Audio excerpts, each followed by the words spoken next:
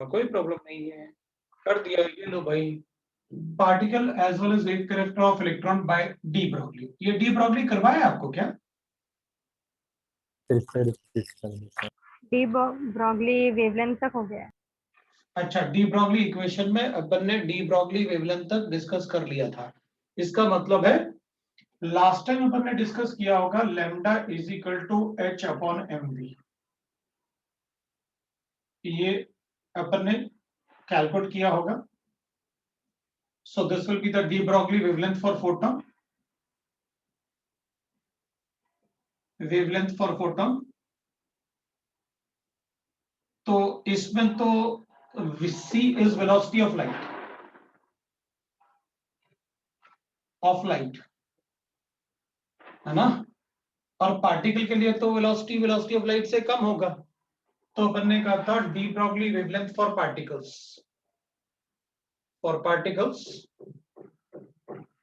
जो भी पार्टिकल्स होंगे उसमें c का वैल्यू जो होगा वो छोटा होना चाहिए v से।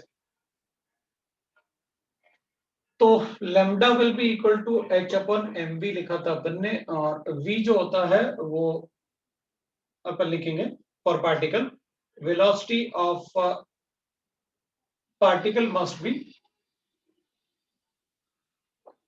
Less than velocity of light. तो हमेशा जो v का वैल्यू होगा ना वो लाइट के वेलोसिटी से कम होगा। ये मैंने आपको लास्ट टाइम बताया। अब इसमें अपन क्या बोल सकते हैं कि देख, मास इनटू वेलोसिटी, तो अपन इसको मोमेंटम भी लिख सकते हैं, since m into v is equal to momentum, है ना। इसको अपन मोमेंटम लिख सकते हैं। मोमेंटम को अपन p से डिनोट करते हैं। Therefore I can write that lambda will be equal to h upon p भी लिख सकता हूं। मतलब वेवलेंथ को मैं मोमेंटम से भी कोरिलेट कर सकता हूं। मैंने आपको यहां तक लास्ट टाइम बताया था m इंटू वी मोमेंटम होता है, तो वी हैव रिटन दैट, कोई प्रॉब्लम। अब अपन डी ब्रॉगली वेवलेंथ का डिस्कशन करते हैं। What is de Broglie wavelength? अभी what happens, de Broglie wavelength का मतलब है, अगर अपन चेक करेंगे तो मास इनटू वेलोसिटी की बात कर रहे हैं। तो we'll write the discussion for this। अपन इसमें लिख सकते हैं, we know that electron is a charged particle, electron is a charged particle। obviously electron पे नेगेटिव चार्ज होता है, हम सबको पता है। Electron is a charge particle and charge of any particle is equal to होता है, charge of any particle is equal to लिखते हैं अपन। अगर किसी भी पार्टिकल पे अपन को चार्ज लिखना है तो we used to write that, हमको चार्ज लिखने की जरूरत नहीं पड़ेगी क्योंकि इलेक्ट्रॉन हमको पता है कैसे, because what we write that ना, अपन ऐसे लिखते हैं। अपन को पता है कि भाई अगर मेरे पास H पॉजिटिव तो एक चार्ज है 1.602 10 की पावर -19, एक इलेक्ट्रॉन के बराबर ले लो। अगर अपने पास Mg2 पॉजिटिव है तो ये भी अपन को पता है, स्पेसिफिक चार्ज अपन डीपीपी में भी डिस्कस कर चुके हैं, इसमें 2e के बराबर चार्ज है। तो charge on any particle we know that, हम उसे Q से डिनोट कर सकते हैं। So energy of a charge particle लिख लेते हैं, energy of charge particle will be equal to, इसको E लिख लेता हूं, that will be equal to होता है charge on the particle multiply by potential difference. ये अपन ने फिजिक्स में पढ़ा हुआ है, that is charge on particle, उसको Q लिख देता हूं और मल्टीप्लाई बाय पोटेंशियल डिफरेंस लिख लेता हूं। पोटेंशियल डिफरेंस अपन V से डिनोट कर देते हैं। तो ये अपन ने पढ़ा हुआ है, E इज इक्वल टू होता है Q into V, that is a charge of the particle, any particle. अगर इलेक्ट्रॉन के लिए बताना है energy of the electron particle तो अपन लिख लेंगे charge of the electron is E और पोटेंशियल डिफरेंस इज V। तभी तो अपन इलेक्ट्रॉन वोल्ट लिखते हैं ऐसे, electron volt is the energy of charge particle. तो एनर्जी का यूनिट लिखते हैं ना अपन इलेक्ट्रॉन वोल्ट। क्योंकि इसको लिख लेंगे इलेक्ट्रॉन और इसको लिख लेंगे वोल्टेज में, that is volt, so we write that energy is in terms of electron. तो एक तो अपन ये बता सकते हैं कि भाई देखो electron is a charge particle, तो अपन लिख सकते हैं energy of a charge particle, किसी भी चार्ज पार्टिकल का एनर्जी होगा E into v. Electron is a moving particle, moving particle, obviously बात है किसी भी शेल में इलेक्ट्रॉन होगा तो मूव करेगा, मूविंग पार्टिकल। और अपन को पता है and energy of moving particle, of moving particle, कोई भी पार्टिकल जब मूव कर रहा है तो अपन उसका कौन सा एनर्जी कैलकुलेट करते हैं, kinetic energy. Energy of a moving particle is kinetic energy which is equal to half mv square, अपन को पता है m is mass of particle, v is the velocity of particle.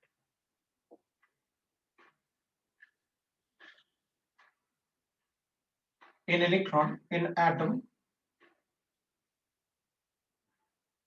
electron in a shell is a moving charge particle,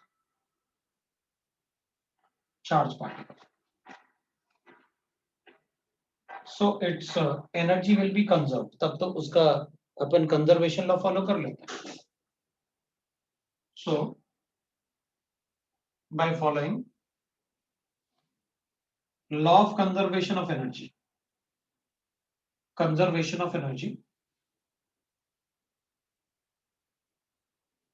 that is आप electron law of conservation of energy है, तो अपन कहेंगे आप उसका एनर्जी चार्ज से, एनर्जी चार्ज पार्टिकल जैसे भी कैलकुलेट कर सकते हो या मूविंग पार्टिकल जैसे भी कैलकुलेट कर सकते हो, और दोनों ही बराबर आएगा, जितना काइनेटिक एनर्जी होगा उतना चार्ज पार्टिकल, दोनों का एनर्जी एक जैसा आएगा। तो मैं इसमें लिख सकता हूं kinetic energy that is half mv square will be equal to, so half mv square that is a kinetic energy will be equal to E, because electron is a moving charge particle। भाई इसमें अपन ये बोल रहे हैं कि जैसे D Broglie wavelength की बात कर रहे हैं ना, तो एक पर्टिकुलर शेल में इलेक्ट्रॉन का काइनेटिक एनर्जी तो अपन को पता होता है, ये अपन को पहले से पता है, मैंने आपको ऐसे बता रखा है, energy of the shell is equal to होता है माइनस ऑफ काइनेटिक एनर्जी। किसी भी शेल का एनर्जी, मान लो हाइड्रोजन के फर्स्ट शेल की बात करते हैं, minus 13.6 electron volt is equal to minus of kinetic, तो काइनेटिक एनर्जी कितना आएगा 13.6 इलेक्ट्रॉन, ये काइनेटिक एनर्जी। तो मैं भी तो यही बोल रहा हूं, energy of a charge particle आपने इलेक्ट्रॉन वोल्ट लिखना 13.6 electron volt, that will be equal to kinetic energy. मैंने तो काइनेटिक एनर्जी का सिर्फ फॉर्मूला लिखा, चार्ज अपन ने क्यू की जगह ई लिखा है क्योंकि इलेक्ट्रॉन था, और पोटेंशियल डिफरेंस मैंने वैसे ही लिखा हुआ, तो वो तो पहले से पता है अपन को कि energy of any shell will be equal to like this. और यहां पर शेल में जो इलेक्ट्रॉन होता है वो इलेक्ट्रॉन ऐसे मूव कर रहा होता है, डी ब्रॉगली ऐसे मूव कर रहा होता है। भाई इलेक्ट्रॉन फिक्स पाथ पर तो है लेकिन वेव के फॉर्म में, it is in form of waves, so that is electron volt. So 1/2 into half mv square will be equal to ev। हाँ तो आपने यहाँ भी तो ये लिखा है kinetic energy is equal to energy of the shell, energy of the shell तो energy of the charge particle, मतलब electron present in the shell. और अपन हर बार बोलते हैं energy of the shell is equal to energy of the electron present in that shell.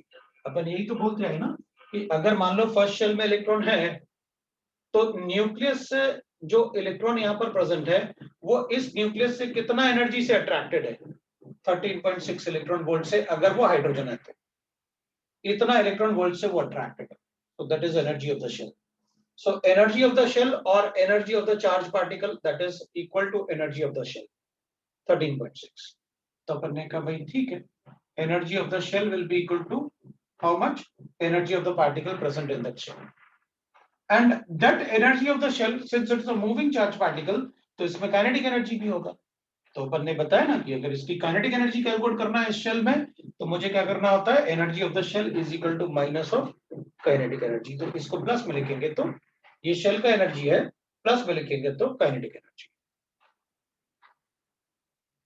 थोड़ा सा अपन इलेक्ट्रॉन वोल्ट के बारे में और जानते हैं, क्योंकि इलेक्ट्रॉन वोल्ट जो है वो थोड़ा सा अपन को और अच्छे से पता होगा तो और भी अच्छा होगा कि एक बार आप चार्ज पार्टिकल और ये पोटेंशियल को एक बार थोड़ा सा, क्योंकि काइनेटिक एनर्जी में तो कोई डिफरेंस नहीं है, कोई प्रॉब्लम नहीं है मुझे। काइनेटिक एनर्जी अगर कोई पार्टिकल है तो उसका मास, उसका वेलोसिटी ऑफ हाफ mv²। हमको पता है इलेक्ट्रॉन मूव करता है शेल में तो उसकी वेलोसिटी होती है, कैलकुलेट भी कर सकता हूँ क्योंकि velocity of the electron in the shell तो अपन को पता है 1.2.18 10⁻⁶ मीटर पर सेकेंड। ये आपने बता रखा है इनटू z/n में कैलकुलेट भी करता हूं। तो अपन क्या करेंगे, अपन एक बार इलेक्ट्रॉन वोल्ट को थोड़ा और समझते हैं। ये इलेक्ट्रॉन वोल्ट है क्या, ठीक है ना।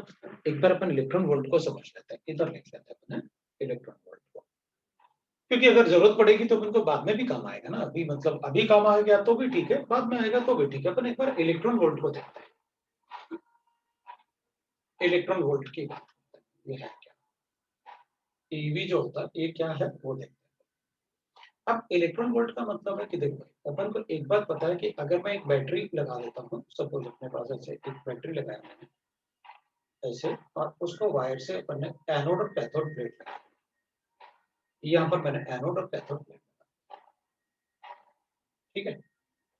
अब बैटरी में ये पॉजिटिव एंड है, इसका मतलब है ये पॉजिटिव इलेक्ट्रोड है, मतलब ये तो एनोड है क्योंकि एनोड इज पॉजिटिवली चार्ज, और ये नेगेटिव एंड है इसलिए अपन कहेंगे ये नेगेटिव है, सो ये कैथोड है because cathode is negatively charge. ये अपन को पता है,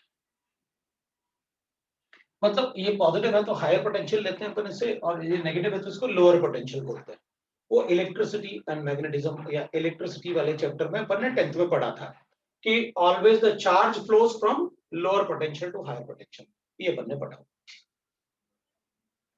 तो अपन कहेंगे भाई बैटरी अपन को सिर्फ इलेक्ट्रॉन दे सकता है, तो बैटरी से इलेक्ट्रॉन बाहर आया तो इधर से अपने पास क्या होगा, जो बैटरी से इलेक्ट्रॉन बाहर आया ना तो ये इलेक्ट्रॉन इधर से इधर जाएगा, मतलब जो चार्ज होगा वो लोअर पोटेंशियल से हायर पोटेंशियल की तरफ फ्लो करेगा।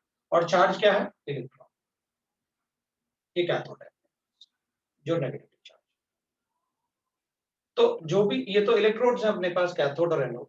तो अब इन इलेक्ट्रोड्स में अपन क्या करेंगे, इन इलेक्ट्रोड्स में इलेक्ट्रॉन यहां से यहां फ्लो करेगा, this is lower potential, this is higher potential. तो अपन क्या कहते हैं कि भाई इलेक्ट्रॉन यहां से यहां वेव के फॉर्म में इधर जाएगा। तो चलो मान लेते हैं अपन कि ये इलेक्ट्रॉन ऐसे वेव के फॉर्म में जा रहा है, यहां से निकल के यहां जाएगा क्योंकि इलेक्ट्रॉन फ्लोज फ्रॉम और the charge flows from lower potential to higher potential. ये अपन ने काफी पढ़ा हुआ है, अगर आपने इलेक्ट्रिसिटी चैप्टर पढ़ा होगा तो। वो 10th में भी होता है, 9th में भी होता है। अपन क्या करेंगे, ठीक है, इसमें अपन एक काम करते हैं कि भाई जब इलेक्ट्रॉन यहां पर होगा तो इस इलेक्ट्रोड से निकल के इधर जाएगा इलेक्ट्रॉन। अच्छा, हम सबको पता है, थोड़ा सा अपन चार्ज के बारे में सीख रहे हैं, फिर अपन इस पे आएंगे वापस। हो सकता है अपन को वहां से थोड़ा और अच्छा कॉमन सेंस यूज हो।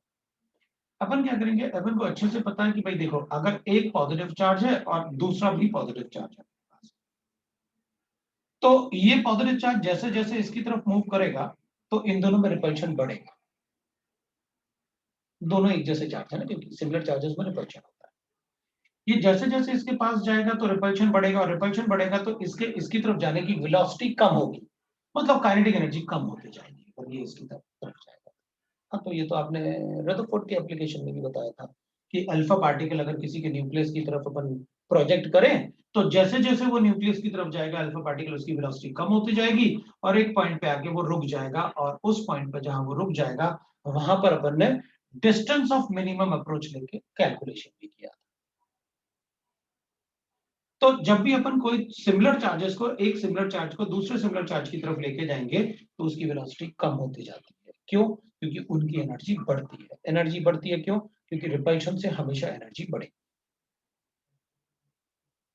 तो पहले क्या होगा, इसकी एनर्जी 1 रही होगी, फिर 2 हो गई होगी, फिर 5 हो गई होगी, फिर 10 हो गई होगी, मतलब मैक्सिमम पॉइंट पर जाके वो 10 हो जाएगी मैक्सिमम एनर्जी।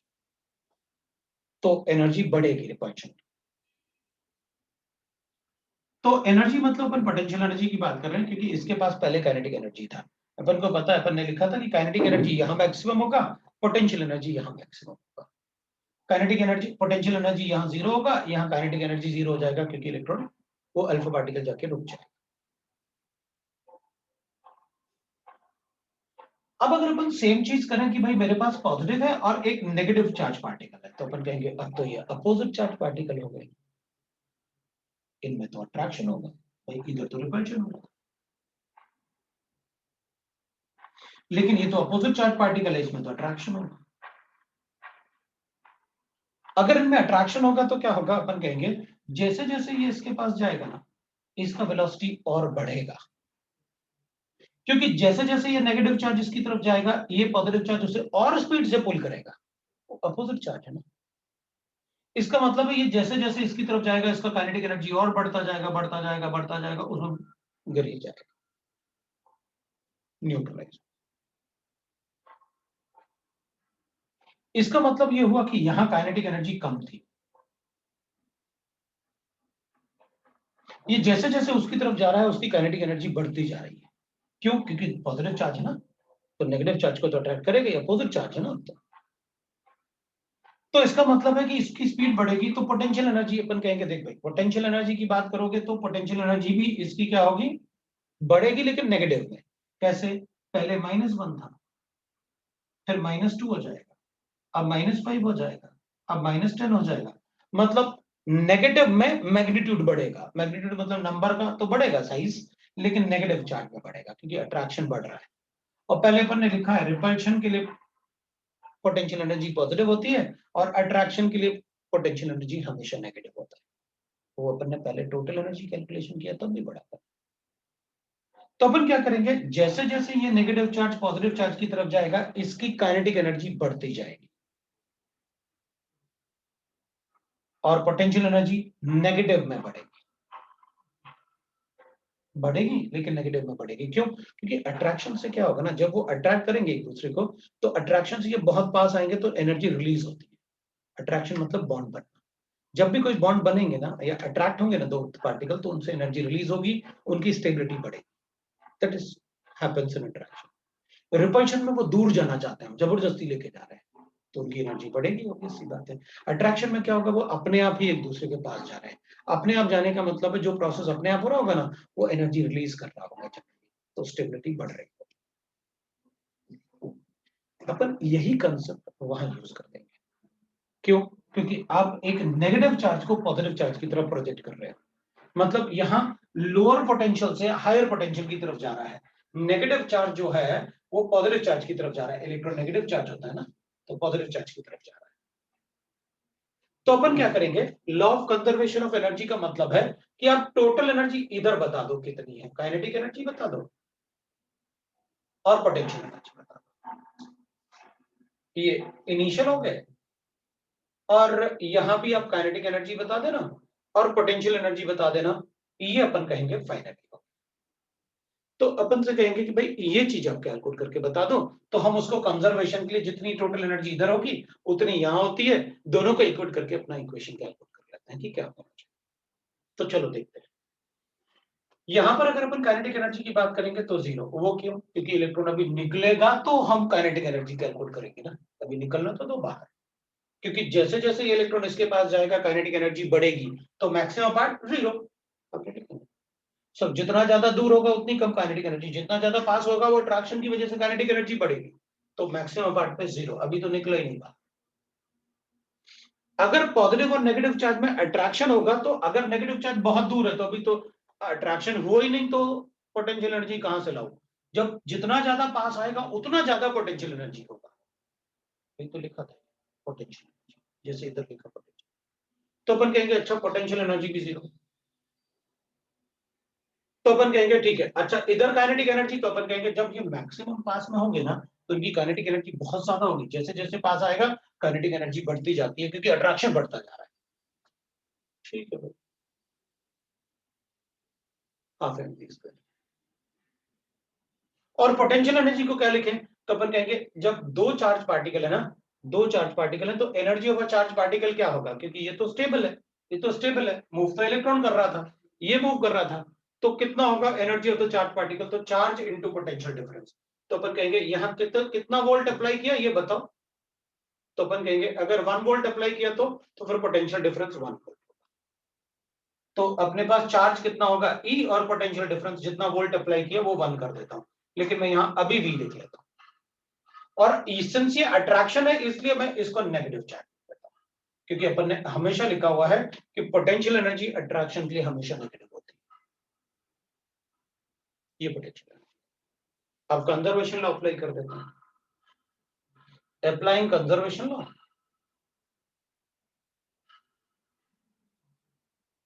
तो इनिशियल एनर्जी क्या था, kinetic energy plus potential energy. Initially कितनी थी और फाइनली कितना होगा, kinetic energy plus potential energy. Final लिख लेता हूं, तो ये तो जीरो था, ये भी जीरो था, ये kinetic energy half mv square है और पोटेंशियल एनर्जी कितना, माइनस ev। क्या आ गया अपने पास, kinetic energy is equal to half mv square is equal to ev। ये नेगेटिव है ना, दूसरी तरफ लिखते हैं, it is a moving charge particle, इसलिए उसको ऐसे आया। भाई ये जो मूव कर रहा था ये चार्ज पार्टिकल था, तो इसकी एनर्जी आप इससे भी कैलकुलेट कर सकते हो, इस पे कितना चार्ज है और कितना पोटेंशियल अप्लाई किया। जितना ज्यादा पोटेंशियल अप्लाई करोगे ना, उतना ज्यादा स्पीड से वो अट्रैक्ट होगा। जितना ज्यादा इसमें वोल्टेज अप्लाई करोगे उतना ज्यादा स्पीड से वो उसको अट्रैक्ट करेगा, तो काइनेटिक एनर्जी ज्यादा होगी उसकी। तो या तो आप काइनेटिक एनर्जी से कैलकुलेट कर लो इसकी काइनेटिक एनर्जी कितना है, या फिर आप ये चेक कर लो कि कितना वोल्टेज अप्लाई किया, तो मैं काइनेटिक एनर्जी बता दूंगा, क्योंकि दोनों से कैलकुलेट कर सकता हूं। मैंने यहां भी यही किया, यहां भी मैंने यही कंजर्वेशन लॉ लिखा, applying law of conservation law. Electron resistance, electron is a moving charge particle, ये मूविंग चार्ज पार्टिकल है, तो या तो आप चार्ज से कैलकुलेट कर लो उसका एनर्जी, या फिर उसके वेलोसिटी और मास से कैलकुलेट कर लो उसका, that is what we are. तो किसी भी शेल में इलेक्ट्रॉन जो होगा ना, that will be a moving charge particle, तो उसको अपन लिख सकते हैं half mv square is equal to e two. तो ये 1 इलेक्ट्रॉन वोल्ट जो है, यहाँ पर 1 वोल्टेज अपन ने अप्लाई किया, तो इधर अपन 1 लिख सकते हैं, दैट इज 1 इलेक्ट्रॉन वोल्ट। लेकिन अगर मुझे इसको इलेक्ट्रॉन और पोटेंशियल डिफरेंस अगर x लिखा होता तो अपन x अप्लाई करते, तो एनर्जी कैलकुलेट कर देते। E का वैल्यू तो मुझे पता है, अगर इलेक्ट्रॉन है तो E इज व्हाट 1.602 10 की power minus 9, that is potential. तो अपन ऐसे बता सकते हैं। अब अपन कहेंगे ठीक है, अपन को ये पता चल गया कि किसी भी शेल में अगर मुझे कैलकुलेट करना है कि भाई इलेक्ट्रॉन किसी भी शेल में प्रेजेंट है, तो वो ना एक वेव के फॉर्म में ट्रेवल करता है, but on a fixed path. और अपन को पता है कि कोई भी पार्टिकल अगर फिक्स्ड पाथ पे ट्रेवल करता है ना, तो उसमें पार्टिकल कैरेक्टर होता है। कोई भी मैटर अगर उसका पाथ फिक्स्ड है तो उसमें पार्टिकल कैरेक्टर ही अपन बोलते हैं, अगर पाथ फिक्स्ड है। और फिक्स्ड पाथ में वेव जैसे वेव ट्रेवल कर रहा है, तो अपन कहते हैं उसमें दोनों कैरेक्टर है, पार्टिकल भी है और वेव भी है, जो लाइट में। लाइट क्या होता है, लाइट स्ट्रीम ऑफ पार्टिकल तो होता है, वो स्ट्रेट लाइन में तो होता है, क्योंकि एक बीम होता है, जैसे अपन टॉर्च ऑन करते हैं तो एक बीम दिखता है, तो वो बीम है, एक स्ट्रेट पाथ पे ट्रेवल कर रहा है, but on form of wave, so we say that light has dual character, particle as well as wave. यहाँ तो अपन छोटे छोटे पार्टिकल की बात कर रहे हैं, अगर छोटा पार्टिकल है, बहुत छोटा पार्टिकल है, तो उसमें पार्टिकल और वेव दोनों कैरेक्टर होता है। इलेक्ट्रॉन भी जो शेल में होता है उसका मास बहुत कम है, तो वो फिक्स्ड पाथ पे तो ट्रेवल करता है, but in form of wavelengths, ये अपन बता सकते हैं। तो अपन इसको लिख सकते हैं कि भाई देखो, और अपन ऐसे बोल सकते हैं, देखो अब मैं बार बार जैसे आपसे बोल रहा हूं ना, कि अगर यहाँ वोल्टेज ज्यादा अप्लाई करो तो ये इलेक्ट्रॉन स्पीड से इसकी तरफ आएगा, तो हो गई वो। तो मास तो कांस्टेंट है, 1/2 कांस्टेंट है, ई तो चार्ज ऑफ इलेक्ट्रॉन कांस्टेंट है। अगर वोल्टेज ज्यादा अप्लाई करोगे मतलब कैपिटल वी, तो वेलोसिटी ज्यादा होगी। यहां पर अगर ज्यादा वोल्टेज अप्लाई करोगे तो ज्यादा स्पीड से इधर आएगा। अगर वोल्टेज ज्यादा अप्लाई करोगे तो ज्यादा स्पीड से इलेक्ट्रॉन इसकी तरफ आएगा, तो होगा ना v square is directly proportional to potential difference, वो कैपिटल V हो गई होगा वो। ठीक है, तो अपन कहेंगे अच्छा ठीक है, ये बताओ कि अब इसका क्या। तो अपन कहेंगे देखो, इसमें अपन एक बात और कर सकते हैं, वी नो दैट, हमें एक बात और, वैसे तो अपन इसी इक्वेशन से बता सकते हैं, लेकिन अपन थोड़ा सा मतलब और देख लेते हैं अपन क्या क्या कर सकते हैं। अगर वेलोसिटी ज्यादा होगी तो वेवलेंथ कम हो जाएगा। अपन को एक बात पता है, ये इलेक्ट्रॉन जब यहाँ मूव करेगा ना तो वेव के फॉर्म में, क्योंकि बहुत छोटा पार्टिकल है तो वेव फॉर्म भी होगा उसमें, पार्टिकल भी है स्ट्रेट पाथ, लेकिन फॉर्म ऑफ वेव ट्रैवल करेगा। अगर पोटेंशियल ज्यादा अप्लाई किया तो इसकी वेलोसिटी ज्यादा, अगर वेलोसिटी ज्यादा होगी तो वेवलेंथ कम हो जाएगा, फिर इसका वेव कैरेक्टर कम हो जाएगा। अगर इसका मास ज्यादा होगा तो भी वेव कैरेक्टर कम हो जाएगा। तो अपन क्या करेंगे, अगर वोल्टेज अप्लाई बढ़ाया आपने, अगर इसका वोल्टेज बढ़ाया यहां पर, तो वेलोसिटी इसकी बढ़ जाएगी, क्योंकि voltage is proportional to v square. तो इसको वोल्टेज अगर बढ़ाओगे तो इसमें वेलोसिटी बढ़ेगा, मतलब वेलोसिटी बढ़ी तो पार्टिकल कैरेक्टर बढ़ा, तो वेव कैरेक्टर कम हो जाएगा। Particle character and wave character are always inversely proportional to each other. अगर किसी में पार्टिकल कैरेक्टर ज्यादा है तो वेव कैरेक्टर कम हो जाएगा, और वेव कैरेक्टर ज्यादा है तो पार्टिकल कैरेक्टर कम हो जाएगा। तो अपन यहां से लिख सकते हैं, वी नो दैट, मैं उसी से ही लिख रहा हूं इक्वेशन जो अपन को गिवन है, lambda is equal to H upon on squaring on both side, अपन दोनों तरफ स्क्वायर कर लेंगे, on squaring both side, both side अपन इसको ऐसे लिख सकते हैं, lambda square is equal to H square M square V square. तो मैं इसको ऐसे लिख सकता हूं, that is M we square will be equal to H square upon M lambda square, ऐसे लिख सकता हूं।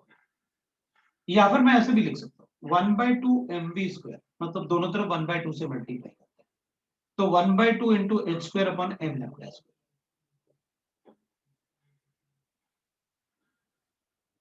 वैसे तो वेवलेंथ और लैम्डा में अपन को यहीं से पता था कि इनवर्सली प्रोपोर्शनल रिलेशन है, अपन ने यहां भी लिखा, बट मैं यहां से एक पार्ट लिख सकता हूं,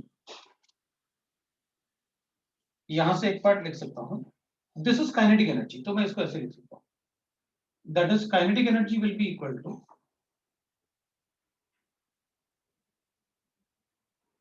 that is 1/2 h square upon m lambda square, or lambda square will be equal to that is h square upon 2m kinetic energy। या मैं इसको ऐसे कर सकता हूं, ये इक्वेशन पूरी, मतलब मैंने काइनेटिक एनर्जी और वेवलेंथ में रिलेशन बना दिया। वो तो पहले से पता था भाई, मास इनटू वेलोसिटी है, अगर kinetic energy mass into velocity, मतलब इधर आप काइनेटिक एनर्जी बना सकते हैं। अगर इधर काइनेटिक एनर्जी बना सकते हो तो लैम्डा से वो इनवर्सली प्रोपोर्शनल होगा। अगर मास ज्यादा होगा, अगर मास ज्यादा होगा तो ऑब्वियसली बात है वेवलेंथ कम हो जाएगा, या वेलोसिटी ज्यादा होगा तो काइनेटिक एनर्जी ज्यादा होगा तो वेवलेंथ कम हो जाएगा, वो तो पहले से पता था। अपन ऐसे भी बना सकते हैं, इसकी जगह ईवी डाल देते हैं, और 1/2 h square upon m lambda square will be equal to e into v. तो यहां से भी मैं ऐसे लिख सकता हूं, lambda will be equal to h upon 2m eV, ऐसे लिख सकता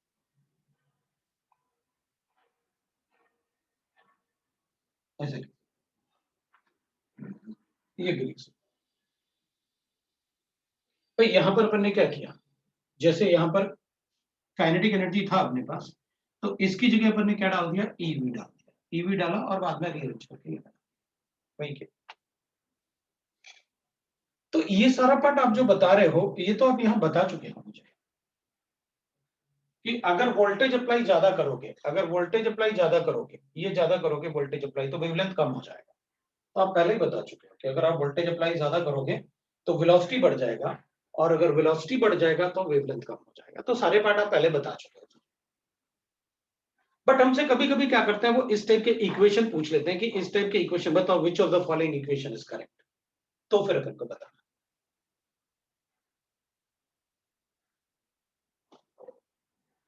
फिर अपन को बताना।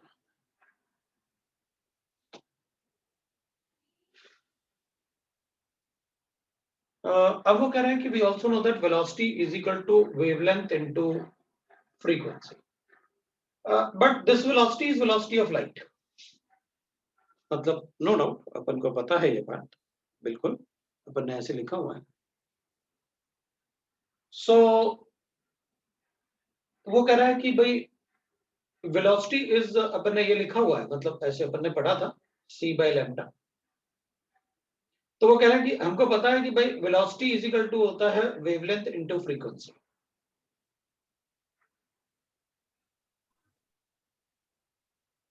बट मेरे ख्याल से अपन ये कांस्टेंट लेते हैं, इनमें से दोनों में से कोई कांस्टेंट नहीं लेते। अगर फ्रीक्वेंसी चेंज करोगे तो वेवलेंथ चेंज होगा।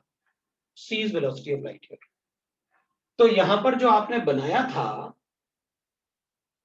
वहां आपने इन दोनों में रिलेशन बनाया था, सी में रिलेशन नहीं बनाया था।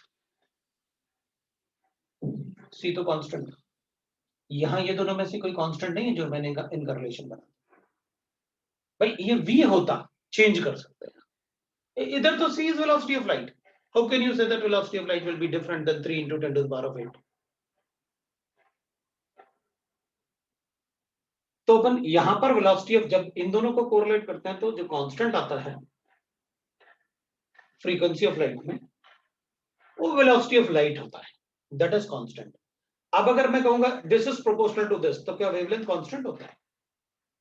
नहीं। इसका मतलब है कि फ्रीक्वेंसी को चेंज करोगे तो वेलोसिटी ऑफ लाइट चेंज हो जाएगा। हाँ, वेलोसिटी ऑफ लाइट चेंज नहीं होता, दैट इज अ कांस्टेंट। इसलिए अपन वो कंसेप्ट यहां यूज नहीं कर पाएंगे, ठीक है? क्योंकि यहां तो अपन पार्टिकल की बात कर रहे हैं ना, ज्यादा particle character. D Broglie wavelength मतलब ज्यादा पार्टिकल कैरेक्टर। अब अपन क्या कर सकते हैं इसमें, मान लेते हैं कि मुझे लैम्डा कैलकुलेट करना है, वेवलेंथ कैलकुलेट करना है इलेक्ट्रॉन का। टू कैलकुलेट वेवलेंथ फॉर, मैं इलेक्ट्रॉन के वेवलेंथ की बात, तो मैं कहूंगा देखो भाई h का वैल्यू मुझे पता है, 2b मुझे पता है, m is mass of electron 9.1 × 10⁻31 और e मुझे पता है 1.602 10⁻90। उन कांस्टेंट को सब्स्टिट्यूट करता हूं तो मेरे पास ये आ जाएगा।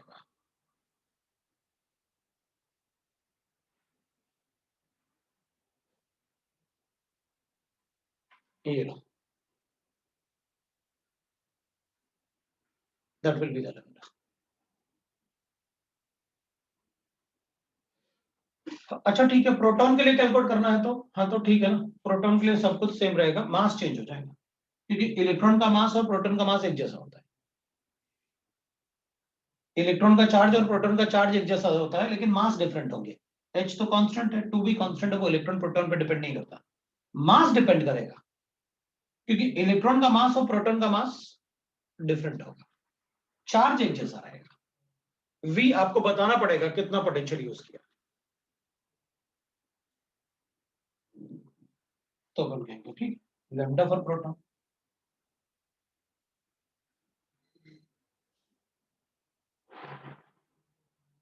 ये तब तो मैं डायरेक्टली कैलकुलेट कर लूंगा। अच्छा ठीक है, मुझे अगर अल्फा पार्टिकल के लिए कैलकुलेट करना है तो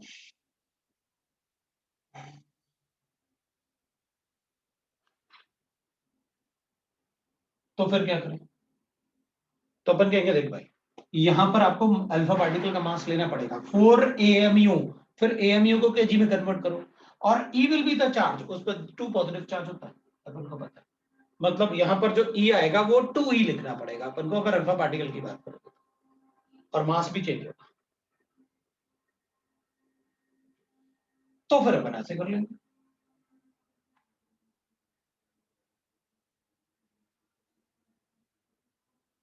मैं ऐसे कैलकुलेट कर लूंगा अल्फा पार्टिकल। अपन इससे भी कैलकुलेट कर सकते हैं समटाइम, व्हाट एवर अपन को ऐसे देते हैं mass of the particle is same but their kinetic energy are in the ratio 1 to ऐसे 1:4:5 ऐसे। बताओ उनका वेवलेंथ का रेशियो क्या होगा? तो अपन कहेंगे अगर मास सेम है, h भी सेम है, तो wavelength will be inversely proportional to under root of kinetic energy. बता दें, जिसका काइनेटिक एनर्जी ज्यादा है उसका वेवलेंथ।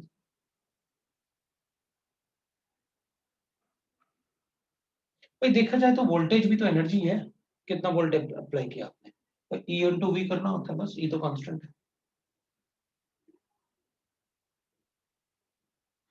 तो अगर हमसे वेवलेंथ कैलकुलेट करवाएंगे किसी भी पार्टिकल का, अगर वेवलेंथ कैलकुलेट करवाते हो तो आप मुझे वोल्टेज दे दो, मैं बता देता हूँ कितना कैलकुलेट करना है हमको, कितना वेवलेंथ होगा। अच्छा, इस वेवलेंथ में एक और बात है कि जो अपन ने ये इक्वेशन लिखा हुआ है ना, अगर आप मुझे पोटेंशियल डिफरेंस दोगे तो यूनिट उसका वोल्टेज गिवन होगा, लेकिन अगर आप काइनेटिक एनर्जी दोगे, क्योंकि दोनों इक्वल है, अगर आप काइनेटिक एनर्जी दोगे तो उसका यूनिट ईवी होगा। मतलब यहां पर मैं जो ये V है ना, ये नोट करके रखना भाई, गड़बड़ नहीं करना। ये जो V है ना, इसमें अपन जब लैम्डा लिखेंगे ना, lambda is equal to 12.26 divided by under root of potential difference. Potential difference, तो यहां पर अगर पोटेंशियल डिफरेंस गिवन है तो यूनिट होगा वोल्टेज, और अगर इसको काइनेटिक एनर्जी गिवन है तो यूनिट होगा इलेक्ट्रॉन वोल्ट। मेरे लिए दोनों बराबर है। अगर मुझे काइनेटिक एनर्जी 4 गिवन है, मैं यहां सीधा 4 लिख दूंगा, बट वो 4 इलेक्ट्रॉन वोल्ट गिवन होगा। लेकिन अगर मुझे पोटेंशियल डिफरेंस 4 वोल्ट गिवन है तो भी मेरे लिए वही 4 है, क्योंकि अगर आप पोटेंशियल डिफरेंस लिखोगे तो मैं उसे वोल्ट लिखूंगा उसका यूनिट, लेकिन अगर काइनेटिक एनर्जी लिखोगे तो फिर मैं इलेक्ट्रॉन वोल्ट लिखोगे उसका यूनिट, वो मुझे क्वेश्चन में गिवन होगा। सो इसको मैं काइनेटिक एनर्जी भी लिख सकता हूं, इसको पोटेंशियल डिफरेंस भी लिख सकता हूं, क्योंकि यूनिट तो आप ईवी दोगे ही ना, यूनिट तो आप मुझे ईवी दोगे ही ना, तो मैं सीधा सब्स्टिट्यूट करके आंसर बता दूं। चलो कैलकुलेट करके देखते हैं। कैलकुलेट। सर एंड वाला नोट नहीं समझा। कौन सा वाला? नोट जो आपने बोला ना, जो नोट करना है कि पोटेंशियल डिफरेंस और हाँ लिखो ना, लिखो लिखो लिखो, मैं बताता हूँ कैसे। लिखो, एक क्वेश्चन लिखो, कैलकुलेशन ही तो करना है। कोई और भी बोल रहा था सर, बोलो ये लिखना है सर, क्या। ये लिखना है ना, तो आवाज नहीं आई तुम्हारी।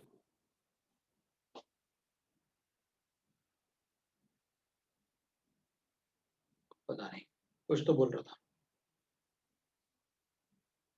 लिखो लिखो लिखो।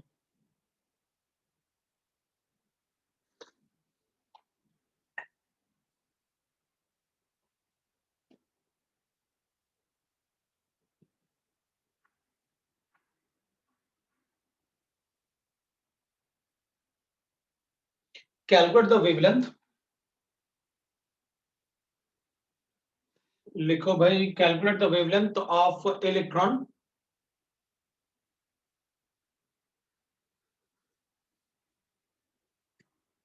calculate the wavelength of electron moving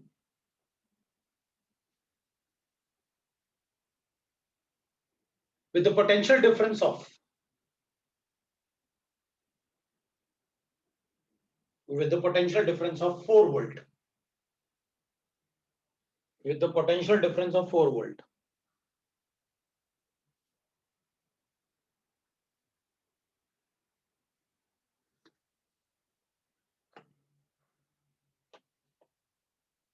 With the potential difference of 4 volt.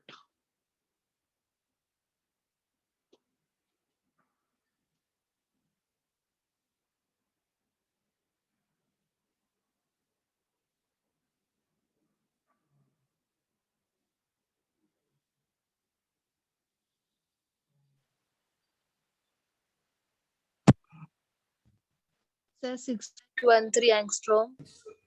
6.13 answer. लो भाई आ गया, तो आंसर अपने पास आया lambda is equal to 12.26 divided by under root of 4 लिखा अपन ने, तो सीधा 12.26 डिवाइड बाय 2 किया इज इक्वल टू 61.3 इलेक्ट्रॉन, हाँ एंगस्ट्रॉम यूनिट, क्योंकि वेवलेंथ पूछा। लो भाई आ गया। दूसरा क्वेश्चन लिखो, calculate the wavelength of electron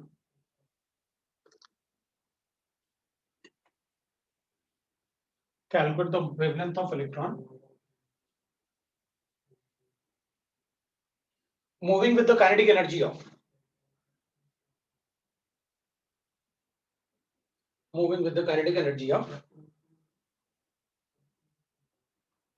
moving with the kinetic energy of 4 electron volt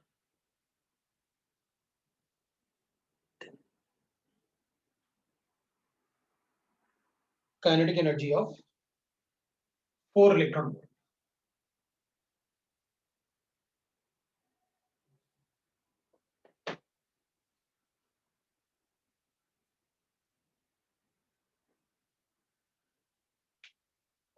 क्या लिखेंगे आंसर? 6.13 6.13 12.26 डिवाइडेड सेम ही आएगा ना sir? 4 is equal to 12.26 divided by 2 is equal to 6.13 angstrom unit. Actually जब आप काइनेटिक एनर्जी बोलोगे ना, तो आपको काइनेटिक एनर्जी का यूनिट बताना पड़ेगा, क्योंकि kinetic energy is equal to eV ना, तो अपन ने बोला ना इलेक्ट्रॉन वोल्ट, 4 इलेक्ट्रॉन वोल्ट लिखा इसको, क्योंकि आपने काइनेटिक एनर्जी बोला. और अगर आप वोल्टेज लिखोगे तो अपन को पता है, आप इलेक्ट्रॉन के बारे में पूछ रहे थे मुझसे, तो जब आप वोल्टेज लिखोगे तो इसका पोटेंशियल डिफरेंस जो अपन ने अप्लाई किया, कितना 4 वोल्ट अप्लाई किया था, तो अपन ने कहा भाई देखो 4 वोल्ट अप्लाई किया है, तो बताओ कितने वोल्टेज से अपन इसको पुल कर रहे हैं, तो अपन ने कहा 4 वोल्ट से आपने.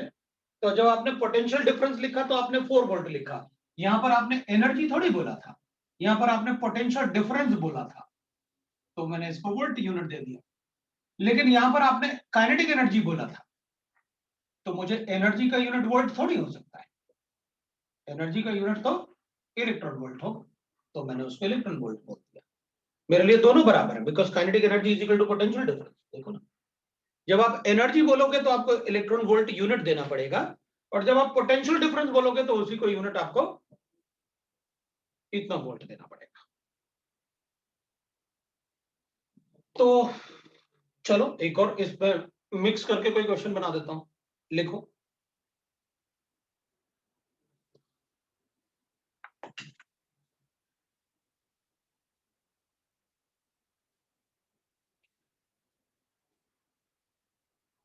Electron is moving with the kinetic energy of 5 volt. Electron is moving with the kinetic energy of 5 volt. Electron is moving with the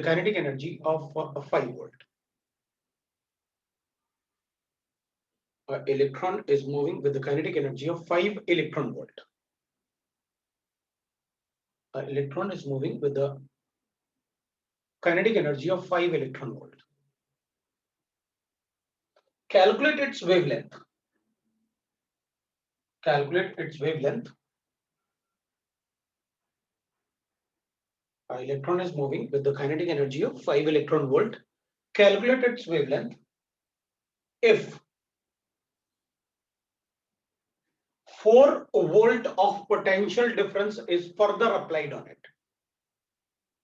If 4 volt of potential difference is further applied on it.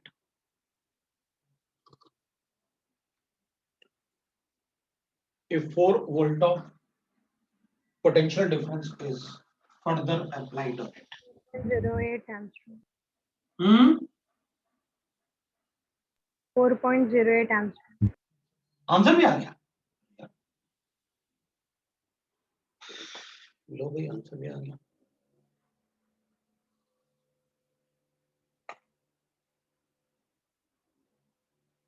ये बोल रही है, देखो sir आपने कहा है कि kinetic energy इसके पास 5 इलेक्ट्रॉन वोल्ट थी, तो इस एनर्जी से तो वो मूव कर रहा था बेचारा, इतना पोटेंशियल और आपने लगा दिया उसमें, मतलब उसको धक्का दे दिया या एक तरीके से पुल कर लिया इस तरफ, तो टोटल कितने पोटेंशियल से पुल कर हो रहा होगा. तो अपन कहेंगे जब वो मूव करके आ रहा था तो उसके पास ऑलरेडी 5 इलेक्ट्रॉन वोल्ट था, तुमने उसे 4 वोल्ट से और पुल किया, तो टोटल कितना हो गया?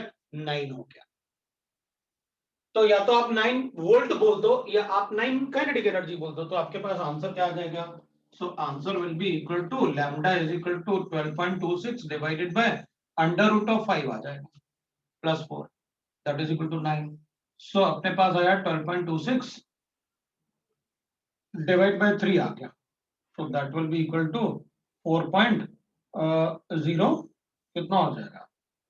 7 जा 21, 9 जा 27, 8 आ गया. इतना आ गया वेवलेंथ, एंगस्ट्रॉम यूनिट. बड़ा इजी था, ऐसा कुछ नहीं था ना उसमें जो मतलब अपन को नहीं समझ में आएगा. अभी ये सारा पार्ट लिखा हुआ है तो अपन को सब समझ में आ रहा है कि वोल्टेज का मतलब है आपने उतने पोटेंशियल से पुल किया तो बताओ वेवलेंथ. काइनेटिक एनर्जी मतलब उतना एनर्जी लेके आ रहा था तो बताओ वेवलेंथ. आपने कहा देखो भाई काइनेटिक एनर्जी लेके आ रहा था और मैंने पुल भी किया, तो ऐड कर दो.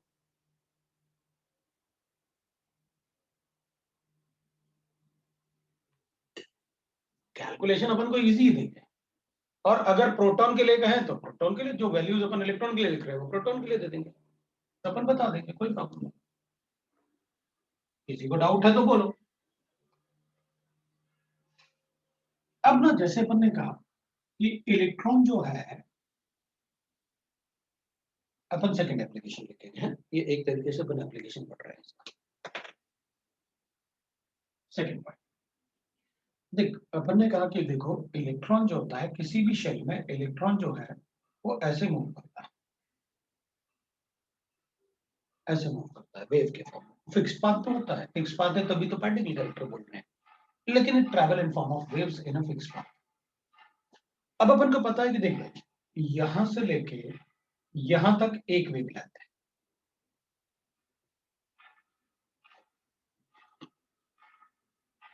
मैं कैलकुलेट करना चाहता हूं कि किसी भी शेल में कोई भी इलेक्ट्रॉन कितने वेवलेंथ बनाता है। तो calculate number of wavelengths an electron makes in a shell।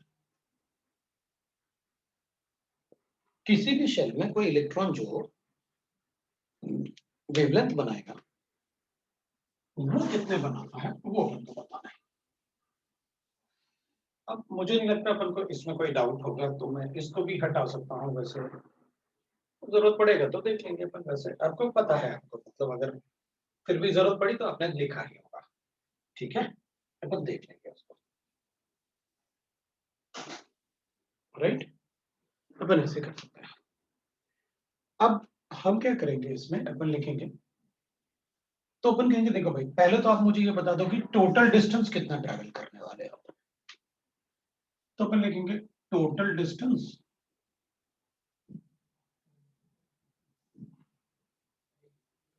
Of shell equal to lambda into number of wavelengths कर दो।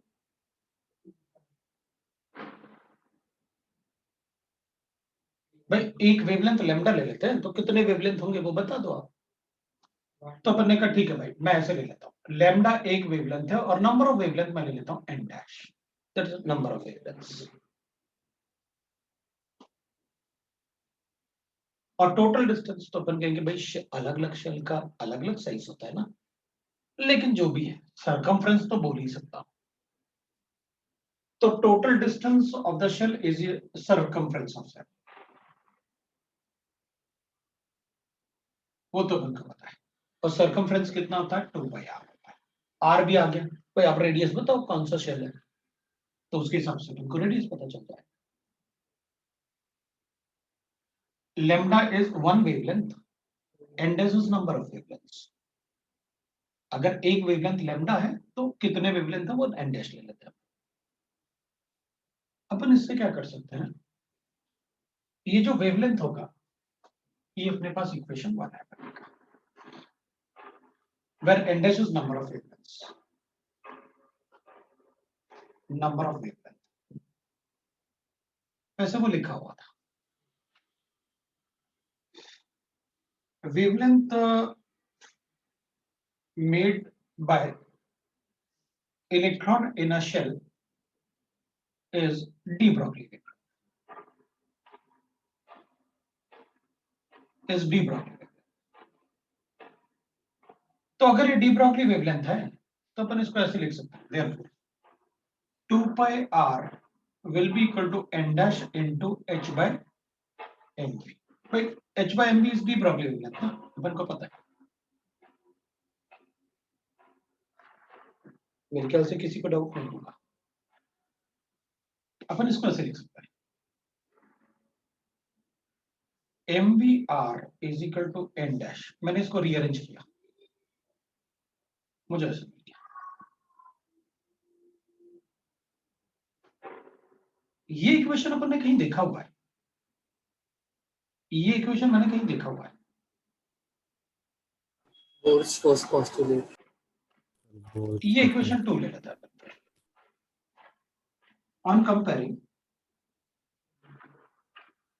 equation 2 with second postulate of Bohr.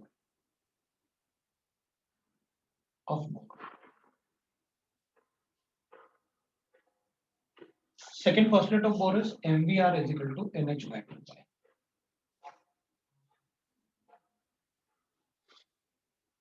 We get N dash is equal to N. ये आ जाएगा।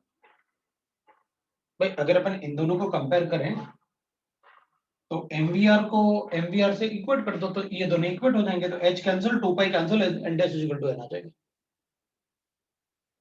इसका मतलब तो ये हुआ ना कि नंबर ऑफ वेवलेंथ, मतलब जो वेवलेंथ का नंबर होगा वो शेल के नंबर के बराबर आएगा, क्योंकि इसमें तो ये n क्या होता है, number for the shell. Only those shell will exist in an atom whose angular momentum is NH upon 2 pi. N is number for the shell there. तो इसका मतलब है आप शेल का नंबर बोलो, मैं वेवलेंथ बोल देता हूँ। सेकेंड शेल 2 वेवलेंथ होंगे, कैलकुलेट तो किया था। Therefore, number of wavelengths in any shell is equal to number for that shell. Number for the shell. जो शेल का नंबर होगा वही वेवलेंथ का नंबर फॉर द शेल, ये होगा n dash is equal to।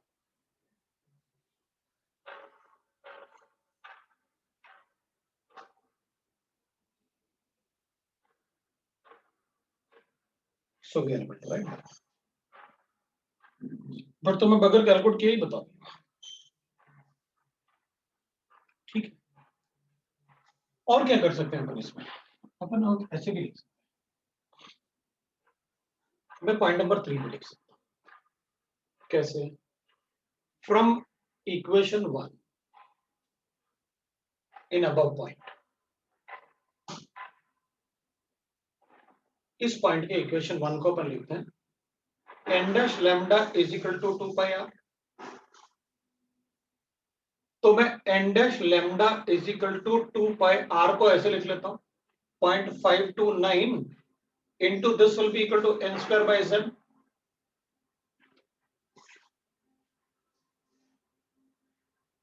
Let 0.529, this is Armstrong, है?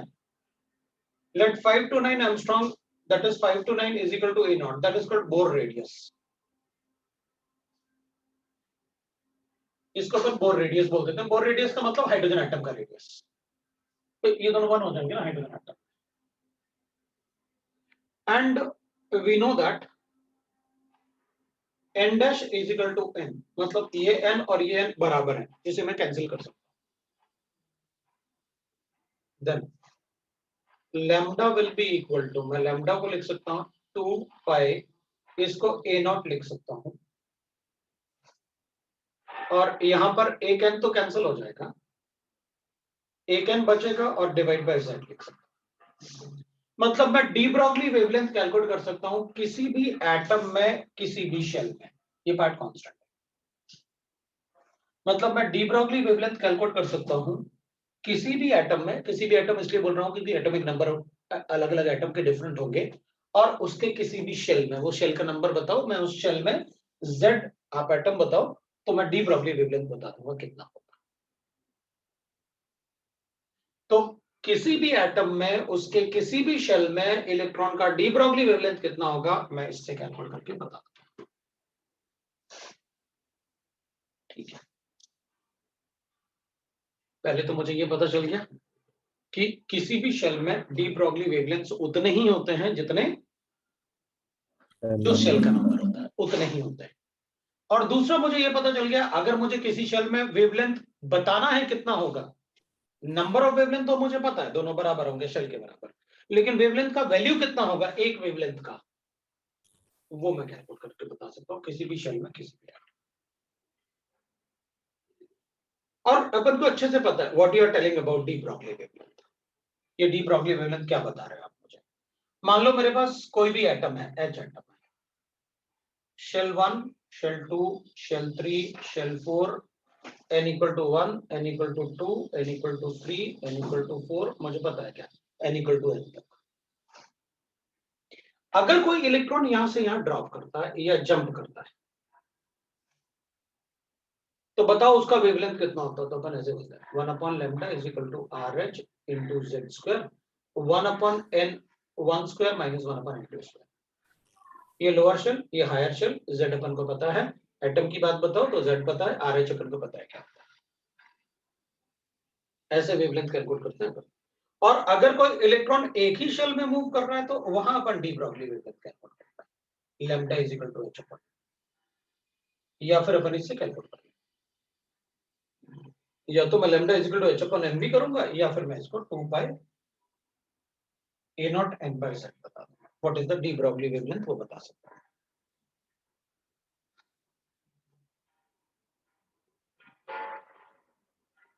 तो कभी कभी इस टाइप से तुमसे क्वेश्चंस पूछ सकते हैं। तो अपन को दोनों में पता है वेवलेंथ, तो सर इतने सारे पढ़ा रहे हो आप, इसमें कौन सा नया वेवलेंथ पढ़ा दिया। तो ये वेवलेंथ वो है भैया जो एक ही शेल के अंदर है। अगर आप मुझे एनर्जी दे दो इस शेल की -3.4 है वोल्ट, तो मुझे पता है कैसे कैलकुलेट करना है फिर इसका electron wavelength lambda is equal to 12.26 divide by under root of 3.4। लो भैया आप लगा वेवलेंथ, डी ब्रॉगली वेवलेंथ क्या होगा सेकंड शेल में हाइड्रोजन एटम। सर मतलब दोनों फॉर्मूला चलते हैं ना? अभी दोनों फॉर्मूला चलेंगे लेकिन अलग अलग है ना दोनों। ये वेवलेंथ तो एक ही शेल के बीच लिए बता रहा है कि एक ही शेल में इलेक्ट्रॉन का वेवलेंथ क्या है, और ये फॉर्मूला जब कोई इलेक्ट्रॉन ट्रांजिट होगा एक शेल से दूसरे शेल में तब ये फॉर्मूला लगाना है। Okay sir. वही तो बता रहा हूँ, इसलिए डिफरेंस बताया कि भैया डिफरेंस का ध्यान रखना, ऐसे नहीं करना अच्छा सभी जगह वेवलेंथ तो बता रहे हो सर कोई भी लगा दो, नहीं नहीं ऐसे नहीं करना। फिर कभी कभी अपन से कुछ क्वेश्चन पूछ लेंगे कि बताओ भाई वेलोसिटी का इक्वेशन बताओ, इस टाइप से अपन को वेवलेंथ से कोरिलेटेड ऐसे कुछ, तो अपन बता देंगे, कोई प्रॉब्लम नहीं है उसमें। अच्छा ठीक है, इसको हटा देता हूँ। मेरा मतलब है कभी कभी ऐसे ना अपन से कहते हैं रिलेशंस, ऐसे ना अपन ने बहुत सारे इक्वेशन पढ़े, जैसे अपन ने पढ़ा भाई kinetic energy is equal to, अपने पास ऐसा है ना half m we square, eV लिखा अपन ने, तो हाफ एम वी स्क्वायर को अपन ने ऐसे भी लिखा lambda is equal to h upon M V, ऐसे लिखा अपन ने। तो अपन ने लिखा M V is equal to हो जाएगा h upon lambda square square square square, दोनों तरफ स्क्वायर कर लिया, तो अपन ने कहा भाई दोनों तरफ 1/2 से मल्टीप्लाई भी कर देता हूँ, और फिर उसके बाद हाफ एम वी स्क्वायर को ऐसे कर लेता हूं, ऐसे रिअरेंज कर। अब कभी कभी अपन क्या करेंगे, अपन से पूछेंगे भाई half m we square is equal to lambda के फॉर्म में आ गया, तो अपने पास ऐसे आ गया हाफ एम वी स्क्वायर आ गया अपने पास 1/2 h स्क्वायर अपन m लैम्डा। सर ये आप रिवाइज करा रहे हो? ये आप रिवाइज करा रहे हो ना सर? हाँ मतलब मैं वो कर रहा हूँ मैं कि इस टाइप से ये लिखना नहीं है अपन को, ये तो क्वेश्चन बता रहा हूँ मैं कि इस टाइप से अपन से पूछेंगे। फिर अपन से कहेंगे कि भाई लैम्डा का रिलेशन बना दो, जैसे अपन ने मैंने आपको बना के दिखाया, या अपन से कहेंगे ईवी की जगह कुछ और रख लेते हैं, और उसके बाद फिर इसको ईवी ऐसे, क्योंकि अपन को पता है eV is equal to kinetic energy, तो वो क्या करेंगे काइनेटिक एनर्जी और वेवलेंथ का रिलेशन, तो कोई ना कोई अपन से एक्सप्रेशन पूछ लेंगे कि बताओ which of the following expression is correct for velocity का पूछ लेंगे, वेवलेंथ का पूछ लेंगे, तो वो इक्वेशन इस टाइप से क्वेश्चन अपन को पूछते हैं। तो उन क्वेश्चंस के ध्यान रखना, वो एक्सप्रेशन में भी क्वेश्चंस पूछते हैं, तो फटाफट ड्राइव करो और फिर उसके बाद ही बताना, ऐसे गड़बड़ नहीं करना। तो ये एक पार्ट था, उसके बाद अपन एक और छोटा सा पार्ट डिस्कस कर सकते हैं इसमें, that is significance of de Broglie equation in daily. तो मैं इसको पॉइंट नंबर 5 करूं, significance of de Broglie equation in daily life. Daily life. What is the significance of de Broglie equation in the daily life? तो अपन कहेंगे ठीक है भाई देख लेते हैं, एक एग्जांपल लेते हैं जो डेली लाइफ से related. Calculate de Broglie wavelength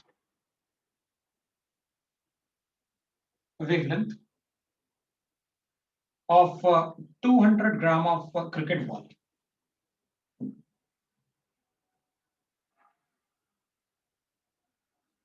Moving with the velocity of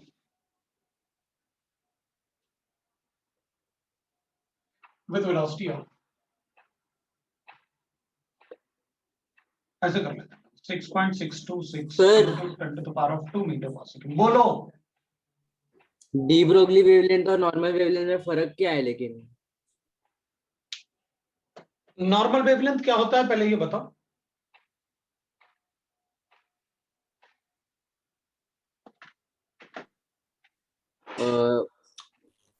Distance between consecutive plus or plus.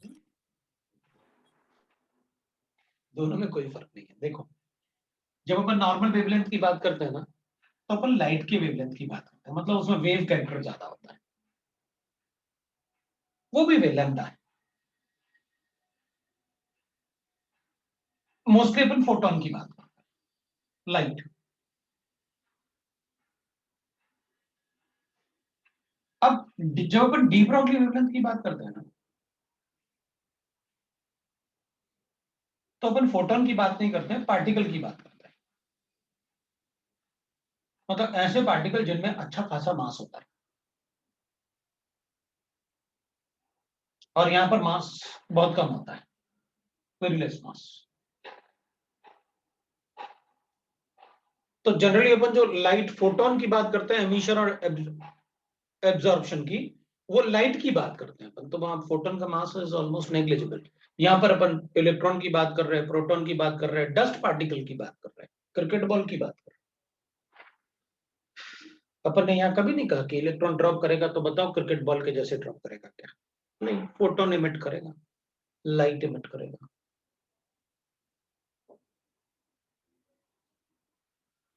लिखा नहीं particle and wave character of electron. तो पार्टिकल कैरेक्टर इलेक्ट्रॉन में ज्यादा है और वेव जैसे भी। लेकिन जब अपन ने डी ब्रॉगली की बात की तो अपन ने जब नॉर्मल एमिशन, जब कोई इलेक्ट्रॉन यहां से यहां ड्रॉप करेगा तो लाइट इमिट करेगा, या इधर से इधर जाएगा तो लाइट एब्जॉर्ब करेगा, डी ब्रॉगली वेवलेंथ नहीं दिखाएगा। डी ब्रॉगली वेवलेंथ में लाइट इमिट और एब्जॉर्ब नहीं होता, वो पार्टिकल है जो मूव कर रहा है, उसका अपना वेवलेंथ है बस। वह एमिशन और एब्जॉर्प्शन की बात नहीं होती। इसलिए मैंने डी ब्रॉगली वेवलेंथ को किसी एक शेल में ही बना के दिखाया। मैंने आपको ये नहीं कहा कि वो शेल चेंज करेगा तो डी ब्रॉगली वेवलेंथ दिखाएगा।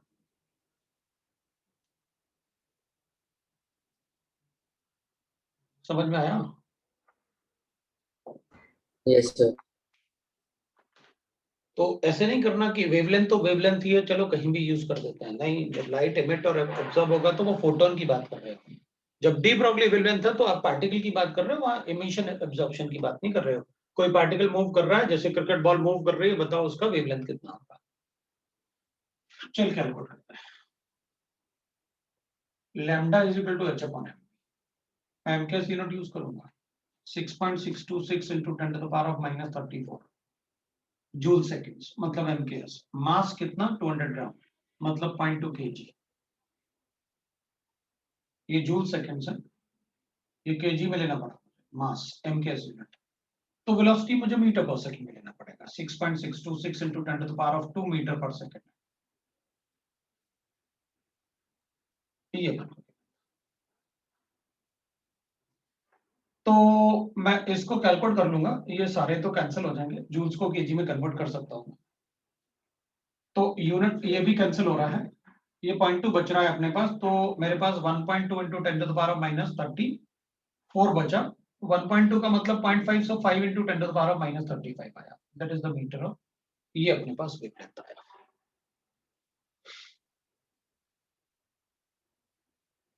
मैं मैक्सिमम वेवलेंथ कैलकुलेट कर सकता हूं ना अगर, तो ये कैलकुलेट कर सकता हूं,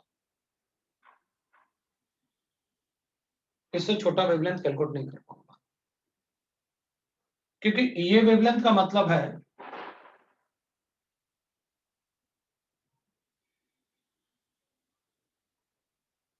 इतना। भाई अपन जनरली जो पढ़े हैं उसमें अपन ऐसे पढ़ते थे 2000 एंगस्ट्रॉम यूनिट, 500 एंगस्ट्रॉम यूनिट ले लो, 1 एंगस्ट्रॉम यूनिट ले लो, चलो उतना भी छोटा अपन पढ़ लेंगे अगर जरूरत पड़ेगी तो, लेकिन 10⁻⁵ एंगस्ट्रॉम यूनिट बहुत मुश्किल है। एक तो एंगस्ट्रॉम यूनिट और उसमें भी 10⁻⁵। इतना छोटा साइज कैलकुलेट करने के लिए अपने पास इंस्ट्रूमेंट नहीं होते, वो तो 10⁻25 एंगस्ट्रॉम यूनिट है। अच्छा, तब तो मेरे लिए ये इसका कोई सिग्निफिकेंस नहीं है, इट्स नॉट सिग्निफिकेंट फिगर है, सिग्निफिकेंट वैल्यू मतलब कैलकुलेटिव वैल्यू नहीं है ये, इतना छोटा कैलकुलेशन नहीं हो सकता एक्सपेरिमेंट के। तो अपन कहेंगे ठीक है, इसको करके दिखाओ। Calculate the de Broglie wavelength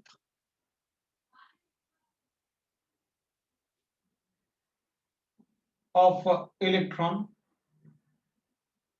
moving with the velocity of 6.626 into 10⁻² metre पर सेकेंड। तो अपन कहेंगे ठीक है, इलेक्ट्रॉन के लिए कैलकुलेट कर लेते हैं। ये इलेक्ट्रॉन की बात कर रहे हो आप, तो अपन कहेंगे h तो अपन को पता है 6.626 into 10⁻⁻34 divided by mass of electron is 9.1 into 10⁻⁻31 और वेलोसिटी आपने दे रखा है 6.626 into 10⁻²। मीटर पर सेकेंड। ये तो आपने कैंसिलेशन अच्छा कर ही दिया वैल्यू देखे। ये मैं 10⁻³ कर लेता हूं, इसको भी ऊपर ले जाता हूं तो 10⁻⁵ हो जाएगा। सो 1/9.1 ले लेता हूं इंटू 10⁻⁵, मतलब इट विल बी अराउंड, अपन ले लेते हैं 10⁻⁵ का मतलब हो गया अपने लिए डेसिमल होगा तो इट विल बी 1.1 ऐसे इंटू 10⁻⁻6। ये ठीक है, ये मैं कैलकुलेट कर सकता हूं because this is coming out to be 10,000 angstrom, मतलब 1100 एंगस्ट्रॉम। ये काफी बड़ा है, इसको कैलकुलेट कर सकता हूं। जब मैं इससे छोटे वेवलेंथ भी कैलकुलेट कर सकता हूं, मैं तो 1000 एंगस्ट्रॉम यूनिट भी कैलकुलेट कर सकता हूं, 500 एंगस्ट्रॉम यूनिट भी कैलकुलेट कर सकता हूं, फिर ये तो 11,000 एंगस्ट्रॉम यूनिट आराम से कैलकुलेट कर सकता हूं। It is a significant value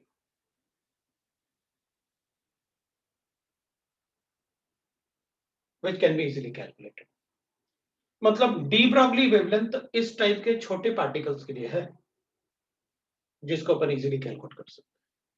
लेकिन क्रिकेट बॉल जिसमें बॉलर है, उसने फास्टेस्ट बॉलर है, बॉलिंग किया तो वो बॉल अपन को ऐसे नहीं दिखता, ऐसे बॉलिंग किया तो ऐसे ऐसे जा रहा है, तो ऐसे थोड़ी जाता है, स्ट्रेट लाइन में जाता है। सर लेकिन मतलब बोलो, वो थोड़ा थोड़ा 5 into 10⁻⁻35 मीटर जितना ऊपर नीचे भी होता है क्या? बिल्कुल उसका वेवलेंथ होता है जो हम कैलकुलेट नहीं कर सकते, that is insignificant. Okay sir. मतलब मास बढ़ रहा है तो वेवलेंथ छोटा हो रहा है, मास बढ़ रहा है तो वेवलेंथ छोटा होता है, लेकिन उसमें वेव कैरेक्टर होता है। हम कभी भी कहीं भी ये बिल्कुल नहीं बताएंगे कि किसी में 100% पार्टिकल कैरेक्टर है, और ना ही अपन कभी भी ऐसे कुछ बताने पड़ रहे हैं कि 100% वेव कैरेक्टर। हम सभी जगह यही बताएंगे कि भाई अगर वेव कैरेक्टर ज्यादा है तो पार्टिकल कैरेक्टर कम हो जाएगा, अगर पार्टिकल कैरेक्टर ज्यादा है तो वेव कैरेक्टर कम हो जाएगा। लेकिन अपन ऐसे कभी नहीं बताएंगे कि बताओ ये वेव कैरेक्टर को रिप्रेजेंट करेगा या पार्टिकल कैरेक्टर को, अपन कहेंगे दोनों। लेकिन इसमें पार्टिकल कैरेक्टर ज्यादा है, वेव कैरेक्टर कम है, क्योंकि वहां आपने पार्टिकल के लिए डिस्कस किया सब कुछ। और अगर अपन से कहेंगे अच्छा ठीक है, आप बार बार प्लैंक्स क्वांटम थ्योरी पढ़ाते रहे, E is equal to hc/λ है, बताओ ये पार्टिकल कैरेक्टर को रिप्रेजेंट करेगा या वेव कैरेक्टर को रिप्रेजेंट करेगा? तो अपन कहेंगे दोनों, क्योंकि आपने मुझे साफ साफ बता रखा है कभी भी हम कहीं भी 100% वेव कैरेक्टर या पार्टिकल कैरेक्टर नहीं कहेंगे। तो अपन कहेंगे अच्छा सी वेलोसिटी ऑफ लाइट यूज किया तब भी, हाँ तो लाइट में भी तो पार्टिकल कैरेक्टर होता है, बताया तो है आपने फोटो इलेक्ट्रिक इफेक्ट, लाइट ने तो इसलिए दिखाया क्योंकि पार्टिकल कैरेक्टर था। तो अपन ये कहेंगे कि इसमें वेलोसिटी ऑफ लाइट यूज कर रहे हैं तो इसमें वेव कैरेक्टर ज्यादा है, पार्टिकल कैरेक्टर कम है, क्योंकि आपने वेलोसिटी ऑफ लाइट यूज किया। लेकिन आप ये बोलो कि वो सिर्फ वेव कैरेक्टर के लिए है तो गलत, वो हो ही नहीं सकता कभी, क्योंकि आपको साफ साफ बता रखा है कि अगर पार्टिकल कैरेक्टर ज्यादा होता है तो वेव कैरेक्टर कम हो जाएगा, vice versa. This is about the de Broglie wavelength. तो अपन डी ब्रॉगली वेवलेंथ का एक दो क्वेश्चन कर लेते हैं ना, ठीक है, क्वेश्चन करते हैं। Sir 1 minute. हाँ ठीक है, मेरी चाय ठंडी हो गई है।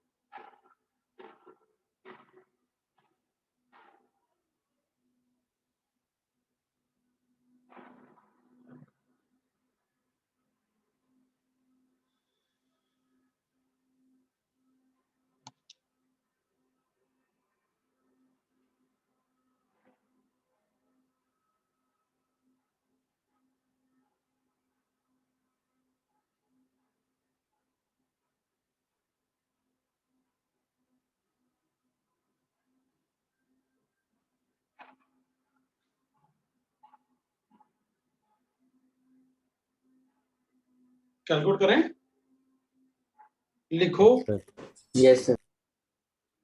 Calculate the mass of photon. Calculate the mass of photon of. Calculate the mass of photon of sodium light. Calculate the mass of photon of sodium light having a wavelength of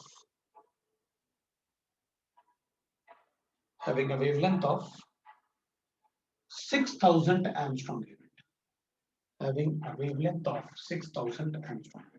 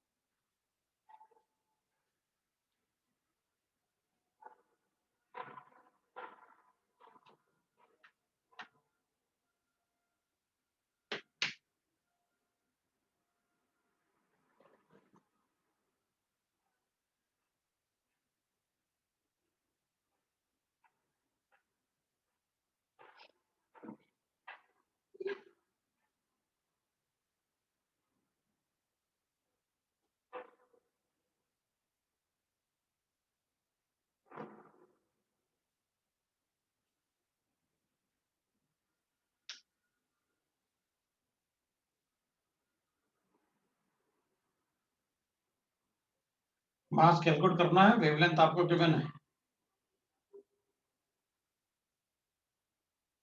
MKS unit लेना पड़ेगा।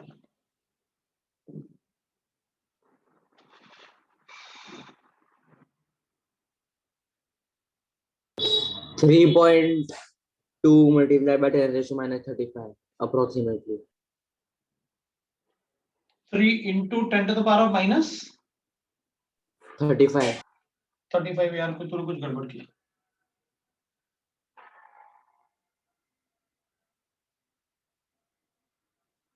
Calculate the mass चाहिए ना अपन को, wavelength given है और photon की बात कर रहे हैं तो velocity will be velocity of light, क्योंकि फोटोन की बात कर रहे हैं। सर कर लेते, कितना 10 ना -25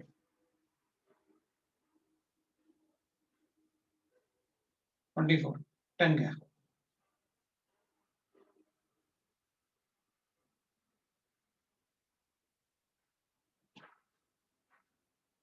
तो कैलकुलेट कर लेता हूं, इधर अपने पास मास कैलकुलेट करना है तो mass will be equal to कितना है 6.626 into 10 की पावर -24 डिवाइडेड बाय 6000, तो 6 into 10 की power 3 into 3 into 10 to the power of 8। तो पहले तो अपन इन दोनों को ऊपर लेके जाते हैं, तो 11 का मतलब हो गया -35, तो 6.626 डिवाइडेड बाय 6 3 या 18 into 10 to the power of -35, इतना ही है। और कुछ मिस तो नहीं किया मैंने ना? नहीं। तो 18 का मतलब हो गया 1 बाय, ये थोड़ा ज्यादा है, तो 1/3 तो नहीं आएगा, उससे छोटा आएगा, तो 2.8 into 10 to the power of 85 into 10 to the power of -35। लो भाई, क्या कैलकुलेट करना था? मास केजी, कितना आएगा? हाँ जी, ठीक है। फिर तो तुमने 3 इंटू कुछ बताया था ना? हाँ सर, वो थोड़ा मैंने ज्यादा अप्रोक्सीमेट कर लिया। चलेगा चलेगा चलेगा चलेगा, बस थोड़ा सा वो धीरे धीरे आ जाएगा कैलकुलेशन में, कि वो थोड़ा कम करना होता है, ऐसे सब होते हैं, तो वो थोड़ा कर लोगे, चलेगा। तो that is how we can calculate the wavelength. ऐसे डी ब्रॉगली वेवलेंथ अपन से पूछ सकते हैं, मास कैलकुलेट करना था और अपन को वेवलेंथ गिवन था, डी ब्रॉगली वेवलेंथ। तो इस टाइप से अपन से क्वेश्चंस पूछे जा सकते हैं। तो एक दूसरा क्वेश्चन लिखते हैं, calculate the de Broglie wavelength. 0.968 तो गलत होगा, into 10 to the power of -35 kg। If you got that तो वो गलत है। अपन यहाँ पर लिख तो रहे हैं, साफ साफ दिख तो रहा है अपन को, क्या प्रॉब्लम है? वैल्यू देख लो आपने कहाँ गलती किया, तो पता चल जाएगा आपने कहीं गलती किया होगा, है ना? देखो भाई जरा, ठीक है। तो सबको समझ में आया? Yes sir. ठीक है। तो ऐसे क्वेश्चंस मेरे ख्याल से इसी टाइप से क्वेश्चंस होंगे। बाकी मैं इसमें पूछ सकता हूँ कि भाई अगर मेरे पास सपोज ऐसे, मैं ऐसे कैलकुलेट कर सकता हूँ, calculate de Broglie wavelength, de Broglie wavelength इन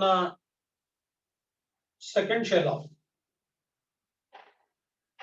हीलियम आई, तो अपन कैलकुलेट कर लेंगे भाई। Lambda is equal to, sir ने बताया था अपन को यहां से कैलकुलेट करके ये सब, that is 2 pi a naught into n by z. तो 2 पाई अपन को पता है क्या होता है, ए नॉट अपन को पता है क्या होता है, 2 सेकंड शेल हो गया तो 2 और हो गया, और जेड का वैल्यू हीलियम के लिए 2 होता है। लो भाई, ये तो 2 पाई ए नॉट आ गया, ये लो आंसर आ गया एंगस्ट्रॉम यूनिट में। जरूरत पड़े तो कैलकुलेट करके बता देना, 2 इंटू 3.14 इंटू 0.529, ये लो एंगस्ट्रॉम यूनिट आ गया। तो वो कन्वर्ट भी अपन ऐसे करके बता सकते हैं, कोई प्रॉब्लम नहीं, right? So this is about the de Broglie wavelength. और डी ब्रॉगली इक्वेशन अपना खत्म हो गया। अगर कहीं इसके क्वेश्चंस हैं तो वो सॉल्व कर लेना आप। नेक्स्ट क्लास में अपन सारा का सारा डिस्कशन करेंगे, पूरा नेक्स्ट क्लास में पूरा डिस्कशन होगा। नेक्स्ट क्लास पूरा डिस्कशन करेंगे अपन, Yes, sir. ठीक है? तो that is all for today.